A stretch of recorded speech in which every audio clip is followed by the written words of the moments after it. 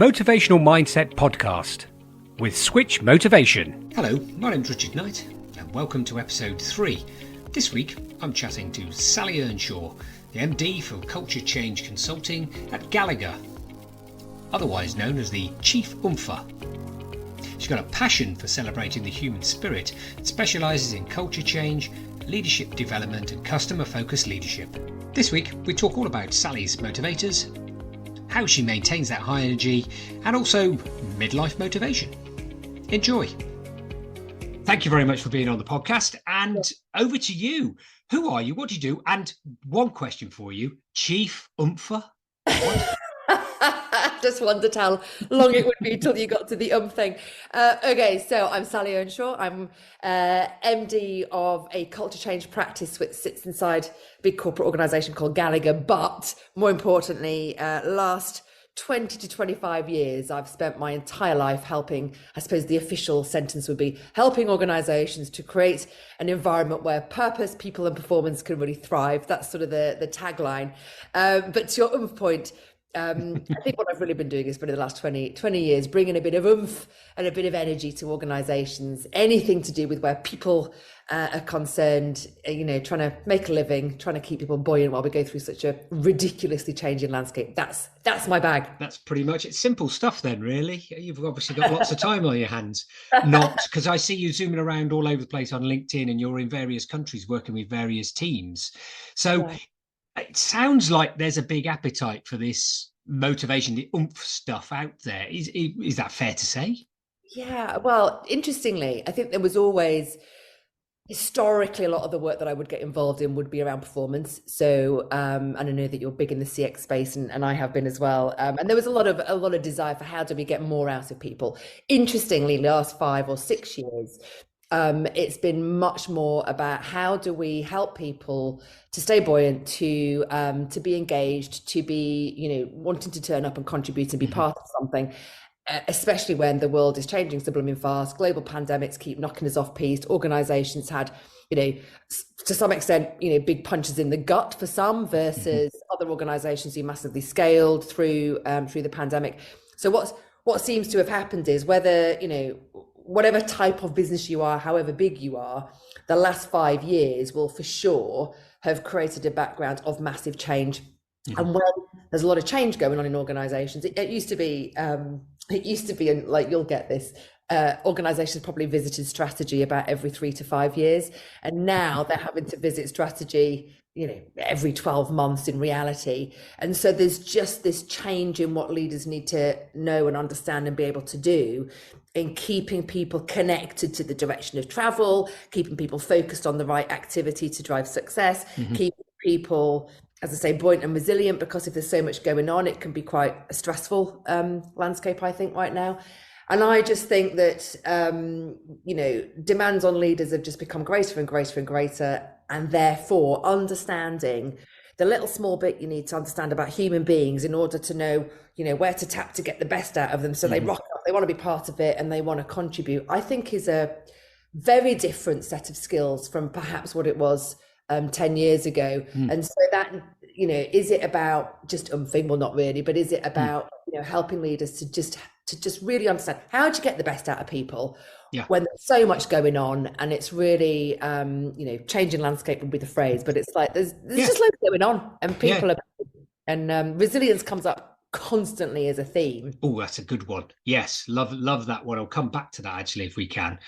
So just in terms of this umphing piece, and, you've obviously done that, you've got that focus in terms of corporates and teams and all this lovely stuff.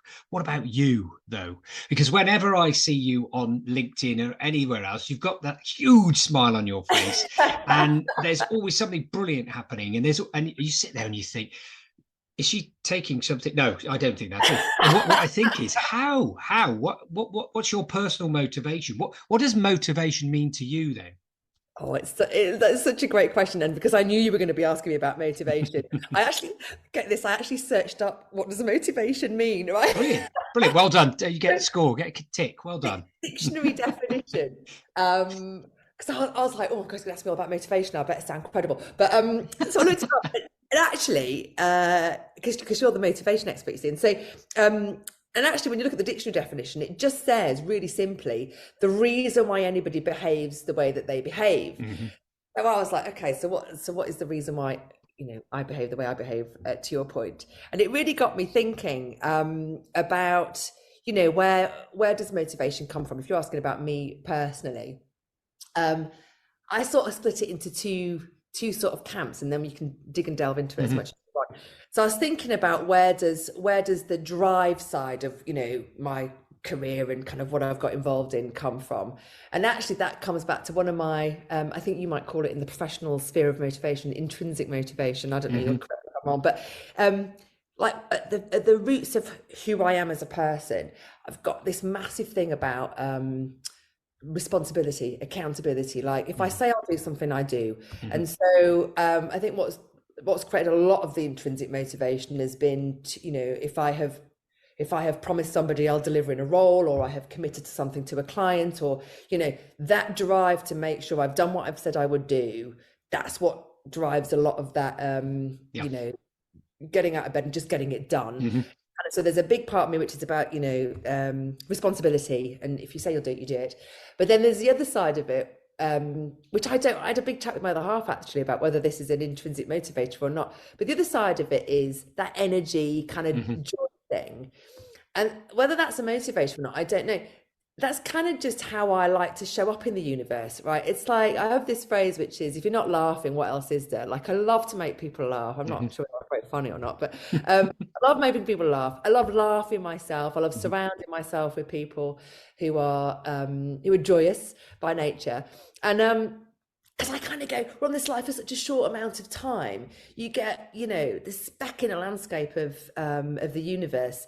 So you might as well make the most of it. So for me, a lot of it's about what makes you happy, where is joy? And I love bringing that to other people. So if there's a way of oomping somebody's big event or doing a keynote, or for me, one of the motivators is around just making people feel good about what they do. And if we've only got one life, let's all be a bit happier and just kind of have a bit of a laugh. There's a phrase in my team which we call "hold it lightly," which is like, no matter what, you might edit this out. No matter if the shit's hitting the fan, that's it. It's definitely it. Hold it lightly. It's like, what else is there? I don't know. Yeah, no, I absolutely, totally agree. I think it's just that the reason why we're here. I mean, we could get into these massive ethereal conversations, couldn't we, about why are we here, what is the universe, and all this sort of stuff, which are great conversations to have. However, we haven't got enough time. But I think also from a listener's point of view, it's okay. They're sitting there thinking, yeah, but you're talking about motivation. What is it? But that idea that we're interacting with people a lot, and we've got to take the time to understand where they are and what they're doing, but also we've got to enjoy things ourselves.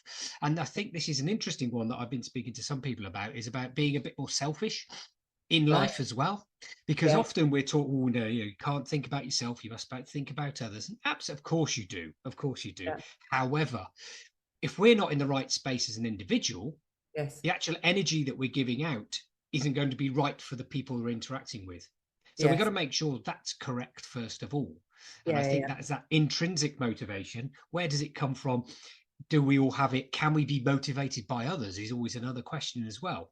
Just on that spectrum that you talked about. So this comes up on LinkedIn all the time. LinkedIn's full of helpful blogs about what you should and shouldn't do, and the 5 a.m. club and all of that stuff. And I mean, we're all just making it up. Nobody really knows, right? So we're all just making it up, trying to make a living and do the best we can with the short amount of time we've got. But I find that quite fascinating, that dynamic of the being selfish with your time so that you can get done what needs to be done, and to be quite, I'm using the word selfish because that's the word that you use, but that kind of protecting your time, managing your personal resilience, being clear about what you want, versus the other dynamic of that, which is the pursuit of I know you don't want to go into the whole purpose thing, but I do have this view that we are here to in some way make a difference through what we can do with others and in our communities and stuff. So you kind of go in the pursuit of helping others versus the pursuit of helping ourselves. like that's such an interesting, Mm. like, where's the right part on that? And I don't know what the answer is either. It's like, it's here. I don't know where it is, but it's like, where's the right answer on that? Yeah. In terms of, what, because if you give too much to others, then you might, damage your own whatever, Yeah. you might Yeah. do Yeah. too much. Yeah. Equally, if it's all about the pursuit of self, Yeah. I kind of wonder what we're all here for. So I find that fascinating. Where do we draw the Yeah, line? well, that's a really interesting one, and actually, James on the first podcast mentioned that. James Self, who's a motivational map creator and Yes. another motivational guru, he talks about the searcher motivation, which is about that reason why are we here, what is our why, and it goes back to Simon Sinek's sort of idea about the why, and it's true. People don't go to work just to earn money. Yeah. We go for other reasons, and there's lots of motivation out there, lots of motivators, and we all have them in different levels, and they all make a different impact at different points in our careers as well, so they can shift around a bit. But I think when you think about Maslow's hierarchy of needs, you've got at the top the spiritual side of things, that strong purpose piece, and that absolutely comes into that motivation piece. And it really sounds, going back to where you're coming from, really sounds like that gives you energy when you're in front of people. I know you do a lot of keynote speaking as well. When you're up there, you can literally see the energy coming off you, even in those photos and things like that people can then draw on, and you're drawing from them. So there's almost that sort of synergistic approach to it, which is really nice to see. So it does make a big difference. Totally does. I think that's partly there's a two-way motivation there. There's the motivation to want to bring energy and bring joy. And actually quite a few people say to me, you've got so much energy, where do you get it from? And my answer is always, it's free and it requires no skill. And I'm running at that every day of the week. But it's true, isn't it? It's like, you've got so much energy. I kind of go, there's no skill in that. There is skill in many things in life that I'm not good at, but there's no skill. I think energy is a choice, plus a little bit of discipline. There are definitely, if you want to be a high energy human being, there's definitely an element of the discipline of making sure that you are, I believe, very very much in the pursuit of taking care of your physical well-being in order to influence your mental well-being, because it's really hard to bring energy when you are not taking care of those things. So if we're not getting enough sleep, if we're drinking too much, if we're not creating space to be around trees, if we're not breathing, if we're not doing those things, and I'm not an expert in that, I just know sleep, good food, it's not hard, just making sure that you take care of your physical self does allow you. So is there a skill in being energetic? I think not, but I think there is a discipline in making sure that you take care of yourself to the extent that you can bring an abundance of joy and energy to any given situation. So from your point of view, then, I mean, it's something people speak a lot about.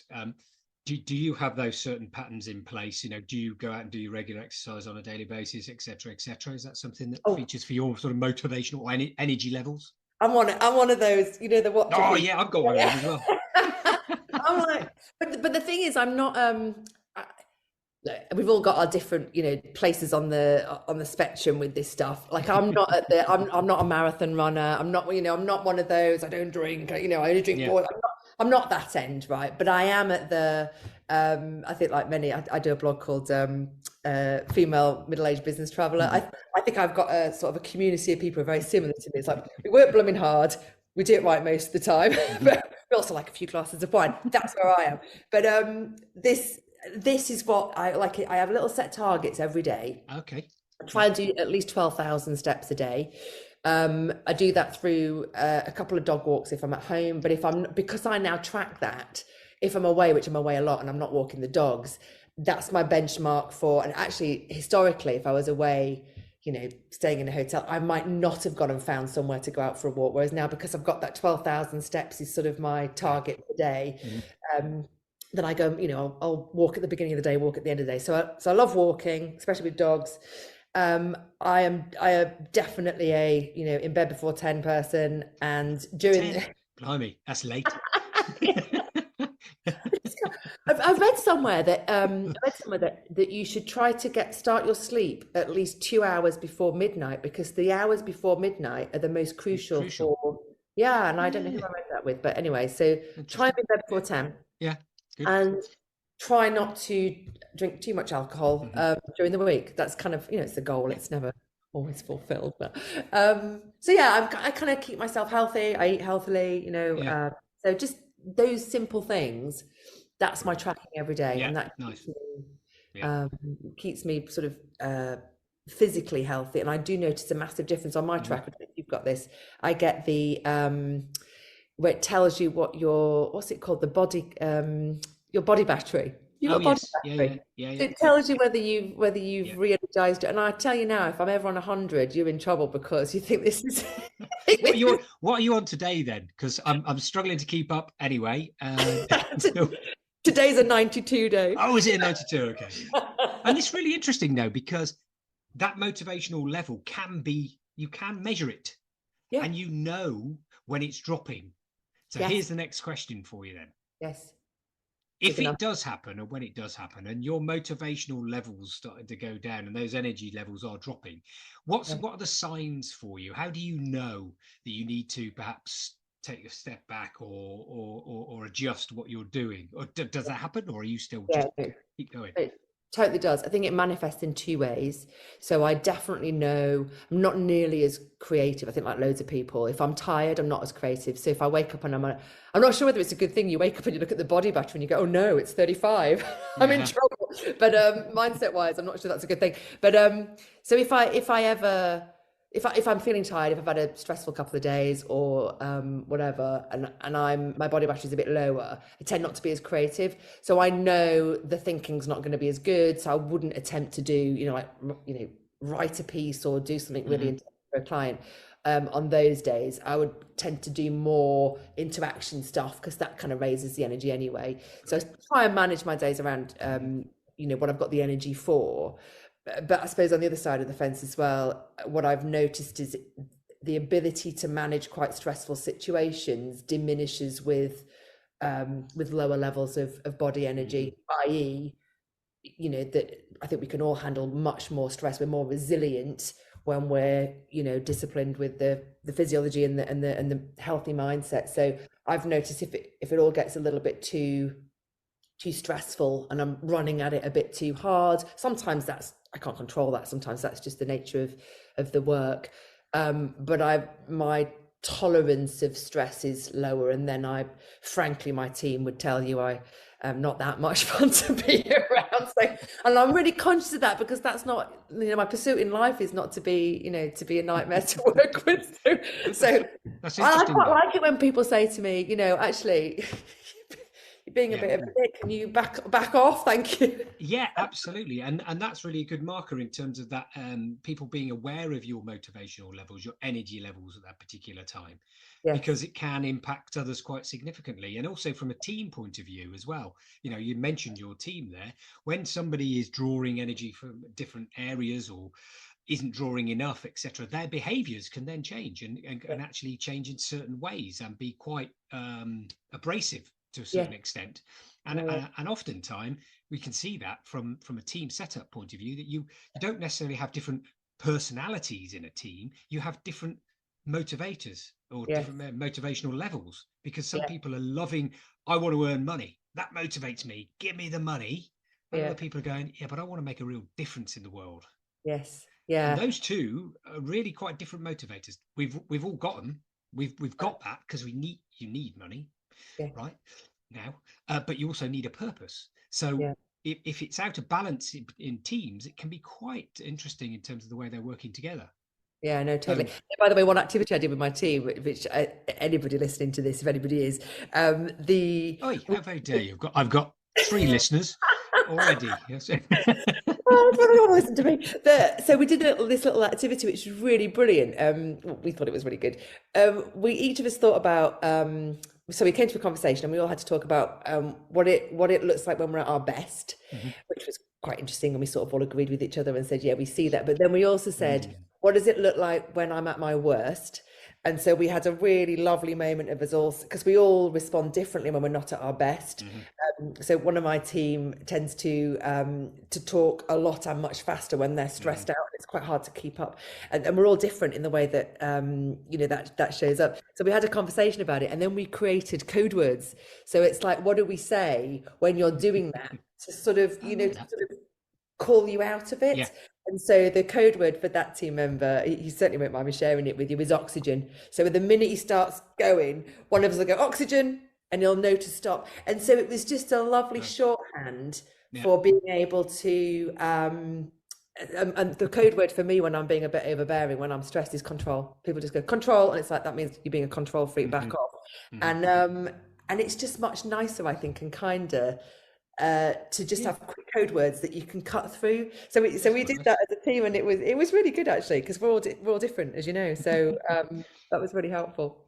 So when you have, if those motivation levels and the energy levels have gone down, what do you do to re-energize? Do you get more sleep? Do you just do the things you should have been doing and focus on that, or are there other things that you do, sort of going away and sitting in a darkened room, or how does that work? I think generally speaking, I just know what it takes to be able to be in a really good headspace for dealing with whatever needs to be dealt with. So it is about sleep, and it's about making sure that I've taken care of myself. So I often, if I'm really tired, I just go back to nap, just have a really early night, and I'll start fresh tomorrow, and I'll make sure that I'm really good with what needs to be done. But and again, everybody's different, aren't they? But if I am just not in the right headspace for stuff, I'll try and put work around me, which is the stuff that I find enjoyable. I love being around people. So if I've not got masses of creative energy because I'm a bit tired, or there's, for whatever reason, I just try and put myself in meetings with people that I love working with, or just in situations where I know it's going to be really easy to bring energy to it, because it's the fun stuff of the job. You can't always control that, and sometimes you have to get through meetings that you don't really want to be in, whatever. But I do think there's something about just being aware of your levels of presence. So often I talk about the 3 circles of presence with leaders, which is, circle 1 is when you've diminished attention, either because you're not paying attention, or because you're not interested because it's boring, or because actually you're not willing to bring what needs to be brought. Circle 3 is more the being a bit overbearing, and it's sort of my way or the highway. And then circle 2 is that really lovely zone of being fully present and connected and in the right space with somebody. And I think just being really aware of your movement through the circles helps me to go, am I in a bit of 3 at the minute, or am I in a bit of 1, and having a word with myself and going, come on, get in 2, because that's choice. At that point, I think that's choice. Definitely. I think the choice thing comes into it massively, doesn't it? In terms of that motivation piece, it's quite interesting to hear about, doing the things that you enjoy. And I think this is one of the simple things about motivational mindsets are we naturally enjoy certain things. Yes. And there's certain things that I just run away from. Yeah. Sitting here, chatting with you, doing the podcast, I love it, because exactly your point, speaking to people gives me energy. I draw that energy off people. So if I am feeling low, I can pretty much detect why that might be. If I've been sat in front of my computer filling in a spreadsheet for hours and hours, strangely enough, I feel my motivation starting to wane a little bit. Yeah. If I'm at networking dues, if I'm at meetings, if I'm face to face with people, you can literally feel the lift. I'm tired after it, absolutely wiped out sometimes, but actually I can just feel it. And that's different for everybody. So everybody listening out there, that may not be you. That may be I want to sit in front of a spreadsheet and do some working out and getting into the detail, because I love that. Great. So I think to your point, if you can identify what gives you that little bit of buoyancy when you're doing certain things, it doesn't mean you have to be brilliant at it, because I think one of the key things as well is that motivation doesn't equal skill level. Motivation level doesn't equal skill level. It's like you mentioned earlier about your skills. You've got energy. It doesn't take skill. Motivation is motivation, and it comes from whatever. You might get it from being creative, but a crap artist, that's fine. You love it, do it. Definitely me. Some people might go on. It does vary though, doesn't it? And you mentioned this before, and I think this is really true. Hello, hope you're enjoying this episode. When you've finished, why not subscribe to the Motivational Mindset podcast to learn more about motivation in business and beyond. Thanks. Now, back to the podcast. That our motivators change, or motivators so I've referred to it as our human needs. You mentioned the hierarchy of needs triangle, but there are, according to some other body of work, 6 fundamental human needs, and we all need a bit of all of them, but they are more prevalent at certain stages in our life. So and this will make you laugh, I think, actually, because one of the, I won't remember all 6 of them probably, but there's like the human need for what was the first one now? So there's contribution, and then there's recognition, and then there's growth, and then there's certainty, uncertainty, and there's a 6th one which I can't remember. But it varies depending on where you are in your life. And what's fascinating is, at certain stages in our lives, you might have more of a motivation for stuff that just gives you the certainty of paying the bills because you've got kids in school, and it's like we have to live somewhere and we have to have stability.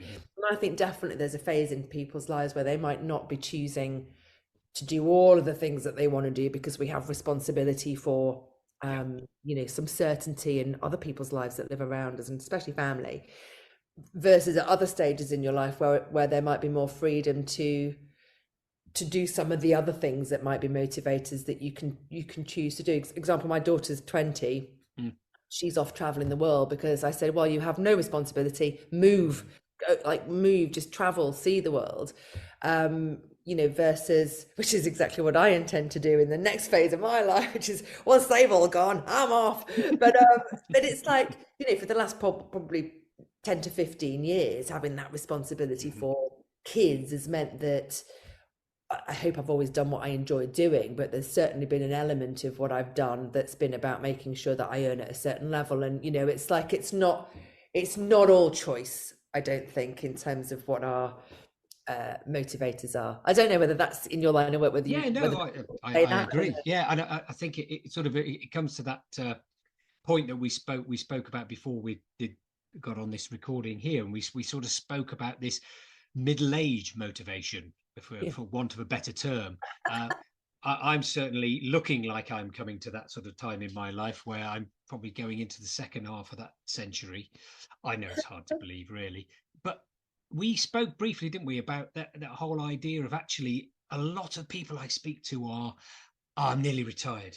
It's nearly time to stop. We've only got another 5 years to go. And for me, how does that make you feel? Because I don't really know how it makes me feel. On Facebook, I keep getting adverts for, God knows how technology works, and I'm sure it's listening in all the time, and this is a whole universe I don't know, but I'm constantly getting adverts from like financial planning companies saying here's how to retire at 55, which I'm really not that far off. So when we say middle age, that means we now have to live to 104. Otherwise we're not middle aged. But I keep getting these like adverts, and it makes me laugh.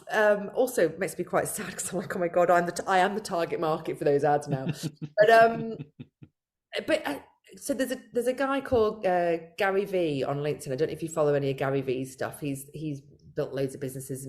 Gary VaynerMedia was one of the big companies that he's well known for, but he's a big speaker now in this sort of space, and he's constantly on about the fact that we live a lot longer now, and therefore the number of entrepreneurs that we are seeing and should be seeing taking a complete career change in their 50s, 60s, 70s and 80s, because we can. And he's saying, you get into your 50s, you should be thinking about what's the next. With all of this abundance of experience you've now got, how can you apply that to the next phase of your, of what you could be doing next? I don't know. I mean, I still know lots of people my age who are definitely in the, I'm on a plan to retire at sort of 58. Honestly, I can't think of anything worse. I hope to be still doing something, and maybe somebody will continue to pay me for it. I don't know. Like way into my 70s. My mother is 78. Hope she won't mind me sharing that. But and up until a couple of years ago, she was still working she was a teacher all of her life, and she was still working as a teaching assistant assessor for our local council. So can work till, and she's fully compos mentis and could still be working now. So I don't understand the desire that people have to retire at 55. I mean, it's everybody's choice, and if that's what people want to do, I'm just not sure Yeah. what I would do. I just, Well, that's the thing. I've got, yeah, it's a very good point, and I think we're in the same sort of boat. Careers, as you say, things change throughout your career. Your motivators are going to be moving around to a certain degree, and the fact that you've had chance to do all these great things doesn't need to come to an end because society says it needs to come to the end. And I think that has a massive impact on motivation as well. yeah, It's almost that people are reading into and seeing on social media and do all of these sort of things about, well, this is you're pretty much done, you can sit yeah, back now and let everything carry on around you, and you've got your money and you do yeah, the change is so quick. Everything we're going through, and to your point, my kids are 22 and 18, 19.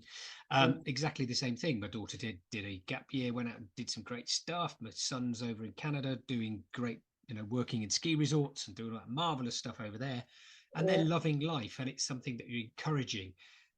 And that motivation that we have around that and energy is drawn by somebody else as well. yeah, It yeah, yeah. comes to somebody else. People get an idea. You can't give people motivation. You No, can give them an environment or an understanding of life that helps them motivate themselves. yeah. So I think that change in our views as we are moving through our age ranges is quite marked now, in Yeah, yeah, terms of yeah. what you can and can't do. You can keep Well, going.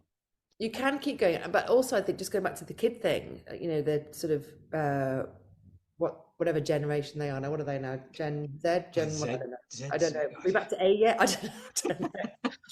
I don't know. I know mine hasn't got a letter in front of it. That's what I know. They're old. But and if motivation is just the reasons why people do something, I think the world has changed so much, but our models for life have not caught up. What I mean by that Okay. is, Hmm. the world has changed. If you remember when you and I were at university, there wasn't an internet. I know that sounds very surprising given how youthful we both look, but there wasn't an internet.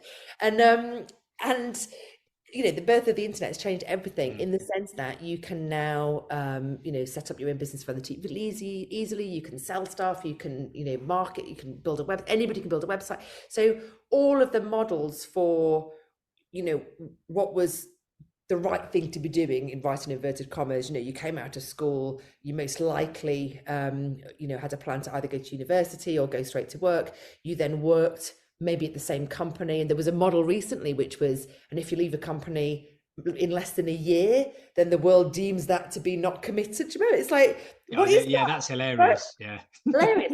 So there's all these rules, society rules, like you do, Yeah. and it's I find it fascinating because my eldest daughter, who's no plan to go to university, she says to me, "But should I? Like, is it the right thing to do?" And I'm like, "There is no right thing to do in today's economy. It's like it's almost like there's so much choice. There's so much you could apply your motivation to." In today's world, it almost feels like there's too much choice. It's like Mm. there's so many possibilities. How do you ever choose? Hmm. Because in our day, you did sort of leave school, you went to uni, Yeah. you got a job, and then you sort of saw what happened. Yeah. I think now anybody can be an entrepreneur, anybody can go and do anything. You can live anywhere and work. So Mm. where do you live, for God's sake? It's like you can work from anywhere. So where do you choose to live? It's like there's so much that you could choose, which you might say that's brilliant, but I just wonder Mm. if Yeah. our younger generation, I think they're struggling with Yeah. what's the right thing to do because there's no model for it anymore. Exactly. My daughter is exactly the same thing. She's now at university. She's made a choice, but that agonizing about, well, I don't know what to do. I don't know where I need to be going. She knew she wanted to go to university, and that was fine. And my son hasn't gone to university. Yes. 22. Oh my God. And what's he going to do? He's a failure. He's a failure in the eyes of society, isn't he? It's hilarious. But yeah, you're quite right. There's lots of choice out there. And I think that focusing on what motivates people and what gives you energy is the key thing to understand. What Yeah. gives me joy? Back to your point. How can I have fun? How can I be brave? What gives me that energy? I'll go Yeah. off and do that. Yeah. Not what do I need to tick in a box to put on a Yeah. CV so that an employer will go, yes, you're the one we want. Yeah. Because I know from your LinkedIn as well that you're quite passionate about the whole educational system as well. in terms of going through. And myself and my wife Lucy, who you know, we both used to be teachers, and we've done the educational piece, and we've seen it go round and round and round, and we've come back and our kids have gone through exactly the same thing, and they've Yeah, struggled. I don't yeah, know any children who like education anymore because they're yeah. struggling so much with this archaic System. way of doing I things. know. Do you know? I don't know where. I mean, this is probably a whole other podcast because I don't even know where to start. I've generated a bit of a community on LinkedIn who Yeah. we're all complaining about it constantly. It's not in my nature to complain. My nature is to do something, but I don't know what to do. And you kind of sit there and go, it's clearly wrong. It only services a very small percentage of children who actually have got good memories and can rote learn stuff quite quickly. My middle boy, brilliant memory. Yeah. But my daughter's creative, and she really struggled to pass the ridiculous tests that are supposed to be a judge of their capability. Hmm. Um, and my youngest has managed to actually get kicked out of private school, which I think is quite a. I mean, Oh, that's excellent. That's quite good effort. That's a good one for the CV. I know, it's a great one. I was like that. I mean, we pay and you still got kicked out, so that's amazing. But the point is, it's because it only services a very small Yeah. percentage of kids, and I'm, as you can probably imagine, and I know that you see some of my posts, I am so passionate about the idea that every single human being can be on our planet and do something they love, and we shouldn't have a system in place that tells kids they're smart or not smart, bright, Hmm. not bright. You pass, you don't. You're one of the right ones, and you're not. And it's like, no, there all of these brilliant capabilities that are sadly lost entirely to a system that says unless you can rote learn and memorize and pass a test, you're no good to us. And actually, what I say to my three and any other child of any other human being on the planet that comes anywhere near me, I work in big corporate world all of my life, and I can tell you the sorts of skills that we want inside big corps are people who are committed, energetic, joyous, Yeah. can run at things, can push through, but will find a way no matter what, responsible, accountable, driven, creative, a bit daft, a bit bonkers, all of the above. Like that's what works well in society and life, in businesses. Not people who can say, I managed to pass a test. Yeah. Because we've got the internet. If you don't know Well, certain things. exactly. It doesn't. I don't need to know that anymore. I need to know where to find it, but I Yes, don't need to know it. And yeah, and I think there's so many people struggling to let that go. Not yeah, because it's through the fault of their own, because it's just the way it was ingrained, wasn't it? As you go through life, this is what you did. yes, But now the choices are there, and I think absolutely we need to be focusing on the will piece. Hire for the will, and teach train the skill. That whole adage is absolutely true. I yeah. wouldn't even consider employing somebody just based on their qualifications, and no, and I don't think anybody ever would. That's I mean, it's do. And yet you see all of these high pressure situations where, I don't know, you believe what you read on, not much of it actually, but there are lots of bodies of research that say kids are under more pressure to pass tests these days. Whether that's true or not, I don't know. Mhm. But I kind of go, there's really no need for them to be under pressure to pass tests because nobody cares once you get, obviously if you want to be a doctor and you've got to pass a test to get to the university, fine. But the vast majority of the world doesn't care. I don't think anybody's ever asked me what I got in my GCSEs. I don't think anybody's ever asked me what I did for my degree, which is hilarious. It's nothing to do with what I do now for a living. So it's almost like Exactly, if we could help kids to understand what their motivators are in school a lot earlier, um, exactly. then we can help them to find a path which is, where they're going to find most of their Yeah. energy. Strangely enough, the motivational maps do a youth map, Do which is they? quite interesting. Yeah, yeah, absolutely Oh, for kids. cool. Yeah, so that, when they fill in the short questionnaire, it gives them an idea of those 9 motivators. And there's Right. a copy for the child. There's a copy for the teacher, gives them an idea about what the teacher needs to focus on, and there's a copy for Wow. the parent. So Yeah. there's this holistic approach to right. This is where you want to go. Do you remember those tests when you're at school? And some people might remember this if they're listening, where you put your preferences into a computer, and it was like a green screen computer, and then it would put out a printout, and it would say, right, when you leave school, these are the jobs that you'll be good at. Do you remember that? I still use that because No because way. my son came back. I don't know whether they put it into a computer, but so he Yeah, came back and he said, "We've done some testing, psychometrics, whatever they were," yeah. and they gave him a list of jobs that he Jobs. would be good at, and I was like, "No," and obviously they're like, it's like there's so many more jobs. I think that's one of the big Yeah, problems. There's so yeah, many more jobs in the world than are known to anybody. It's yeah, like yeah. my kids still can't describe what I do for a living. In my youngest after school, what does your mom do? And he's like, I haven't got the faintest idea. She talks, we think, we're not sure. Um, there's so many jobs. How could you possibly say this is the list of jobs? They still do that. They That still do. I find it incredible. I mean, I should be a librarian according to my test, my thing. I can't keep my mouth shut. I don't know how I would have been a librarian. It was just ridiculous. But I mean, they're a nonsense. But yes, it should be right. What gives you energy? Because guess what? If you Yeah. enjoy it, you're going to put more effort in. Yes. You're going to perform at a higher level. Yeah. It's a no-brainer. It's really simple. If I Yeah. really enjoy a certain sport, guess what? I really get into it and I Good, put isn't my best. Now, I may not be the best in the world ever, but I know that I can progress. Yeah. So I can I can get better Yeah. because I'm enjoying it. I Yeah. don't Yeah. have to be the best, but I know I can improve. And that Yeah. self-improvement piece and all of that sort of stuff. What does that do from a work point of view? Well, it helps the organization at the end of the day.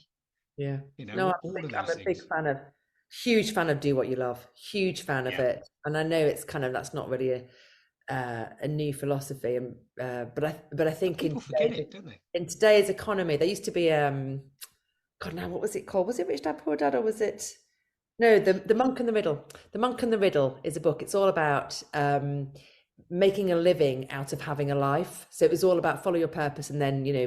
money will Yeah. flow. But I think it's probably a couple of decades old now, so it's not so useful. But I think the philosophy of that is more feasible in the world we live in today than it ever was before, Hmm. because where how you can earn money in today's economy is there's a plethora of other ways to do it, whereas 2 decades ago we were still in the you get a job, you work for somebody else, and entrepreneurship is kind of the small percentage of Mm. society, Mm. whereas now I think the world has opened up to so much more possibility for people. Therefore, this idea that you can make a living whilst doing what you love, I think, is much more real than it Yeah. ever has been before. And so I suppose the first step is find out what you love. And when you ask kids, they often don't know what they love. Yeah, So it's exactly. kind of in fact, when my kids say to me about I don't know what I love, I'll say, so just do something, try anything, because you actually get to know what you love by Yes. taking any opportunity and seeing what's happened. If you'd have asked me 30 years ago what I wanted to do for a career, I certainly wouldn't have said, I wouldn't have described this job. Neither would I have said, I'd like to work in a call center, please, for an American bank. But Yeah. Yeah. that was the next thing that came up. And I'm a big fan of seize the opportunity, Yeah. grip whatever comes in front of you next, because you'll either learn you love it or you'll learn you hate it. And actually, interestingly, it was the start of my career, because what I learned was that particular company had amazing culture, and it taught me everything I needed to know back then about what makes great company culture. So even though I was answering the calls, actually Yeah. quite enjoyed chatting to people. I think that's probably hard for you to imagine how much I enjoyed talking to customers. But it's like you might have said, "Who wants to be a call center agent?" Well, actually, it taught me a lot of stuff that meant I could do what I do now. And so I always say to my three, if you don't know what to do something, pick something, and see what happens, because then opportunity will And it's present linked. itself. Absolutely. And actually, it was quite interesting sort of link to a chat with Tarima, who's a manifesting coach, and talking about that sort of universal piece. The energy is through everything. Now, whether you want to go down that sort of route or not is entirely up to you. However, there is a knock-on effect. If you behave or act in a certain way, it will have a knock-on effect. Yes. If you go into any situation with openness, energy, guess what you're going to get back? Yeah. And if you Yeah. go in there with your right, that's it, I'm not gonna, you don't like this, you ain't gonna like it. No. It's an easy equation to work with, but Oh, hard for some people to actually acknowledge, yeah. because I think that one of the other issues we have with motivation these days is, and I mentioned, can you motivate other people? I think with a lot of people, they would say, well, yeah, I'm waiting for somebody to come through my screen. And I follow all of the influencers on Instagram, Yeah. and none of them are motivating me. Yeah. I go on YouTube and I click every single motivational video with an American voiceover, lots of people playing sport with music playing, and my God, come out and make it, smash your day. But I watch those and it doesn't work. Why aren't I getting this Why aren't back? I motivated? So There's just yesterday morning, I was listening to Times Radio, and there was I don't know the guy's name, but he's written a book called Fluke. Um, I can't remember. I It's don't like know his Fluke. name. I recognise the book name. I wrote down the name Fluke on my phone. I Mm. was like, I'm going to buy that. I can't remember the guy's name, but he had a little phrase. I thought, I so believe that, and I'm definitely going to share it the next time I get a chance. So here you go. I'm showing it on There your we go. podcast. He said, if you can walk around your life realizing we control nothing, but we influence everything. And I was like, that's a great way that's to that point of you can't control what happens to you. You Mhm. can't control he was saying you can't control anything, like, the world just exists as it exists, you can't control it. Mhm. But if you imagine that you can influence everything through the way that you show up to every nanosecond of every situation, Mhm. you are effectively influencing the universe. And he does this whole thing about one thing leads to another thing, Yep. so everything's connected, and it's connected in the way that you choose to show up and influence it. Can't control it, but you can. I was like, that's my philosophy for life. You can't control it, but you can definitely influence it. You can't control whether you're going to enjoy something or not, but you can control whether you show it with a smile on your face and a bit of energy. You can't control. You talked about the networking meetings. You can't control whether it will deliver a good outcome, but you can definitely control how many people you spoke to and whether you were interesting and curious about other. It's like you can't control, but you can influence. Firmly believe that. Yeah. There's another top tip from Sally there, listeners. And time is zooming past, so I think we're going to have to start to wrap it up. But thank you ever so much for that, Sally. Just to go back very briefly, and I've asked all my guests, what's the one thing you'd like to say to the listeners now about motivation? I know you've spoken about a number throughout this particular podcast, but what's the one thing if you said, right, here's a bit of wisdom, here's a top tip about your motivation and how you keep that energy, how you keep oomping as you go through your life, what would it be? Do you know, I knew you were going to ask what's the one thing. I just think there's never just one thing, but There I isn't. think my one thing is we don't all have the same skill, but we all have choice.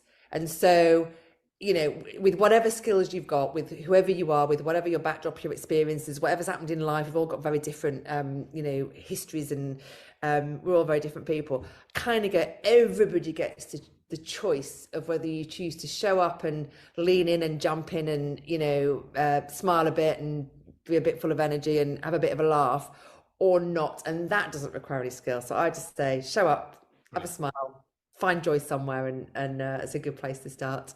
Love it. That's fantastic. And if people would like to continue sharing in your joy and energy and fun on LinkedIn and stuff like that, can they connect with you? Can they follow you on LinkedIn? How does that work?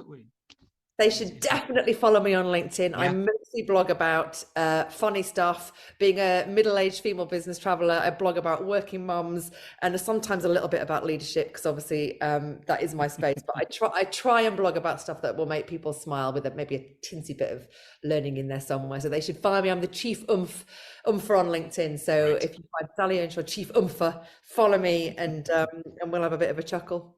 Brilliant. Thanks ever so much. Nice to speak to you, and see you again soon. Thank you.